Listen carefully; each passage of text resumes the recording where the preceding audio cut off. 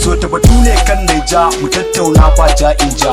komai na faɗa ba ja, ƙasa komai ya koma ja. Ko ta tutar Naija a jikinta dai kun san ba ja, komai da Kasata ja, jini ko ta ina ba mai ja.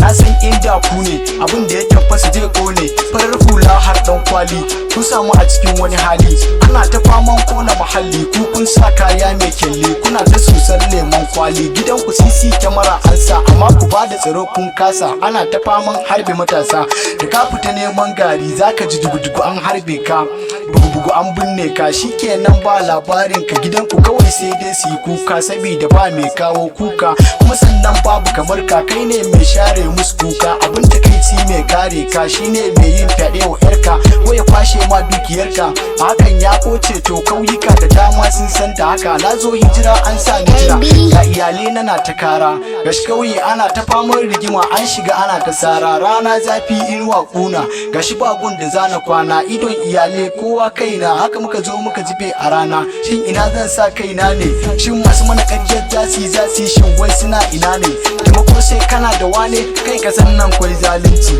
Allah Allah ake wata cuta ta da hanyar samun abinci, nan da nan za a je a yi shawara a zo a cuccusa ku a ɗaki, ko ta nan kun fada kunci, kuma ba a bada abinci, talakawa da yawa sun mutu saboda rashin kula da karanci, kai kasa sai gyaran Allah kuma ba a tsoron Allah, mu dage mu yi roƙon Allah, musulmai da yawa ba sa sallah, dole mu fuskanci fushin Allah, rayuwar mu kawai zaka kalla, kullun idon mu yana ta kwalla, tsantsan rashin mutunci zalla, yara da yawa su ne marayu, da mu ya za a yi mu rayu, ka canja wa maraya kaya gwanda ka canja wa mota tayu, da kulalle kana bala'i in dai har baka du'a'i, kana tare da karuwa kullum a hakan wai kai kana kara'i, rayuwa dole ne mu gyara, in ba haka ba ko yanzu aka fara, in zaka tuno da yau da bara, kai da kanka kawai zaka gyara, dan talauci daci kunci ya hana dan manci cin abinci, balle talaka da bashi da gata mafi yawanci sun shiga sata, manyan barayi su ne a gwamnati, masu satan kuɗi duk manti, salaran su wata wasu kuma sati,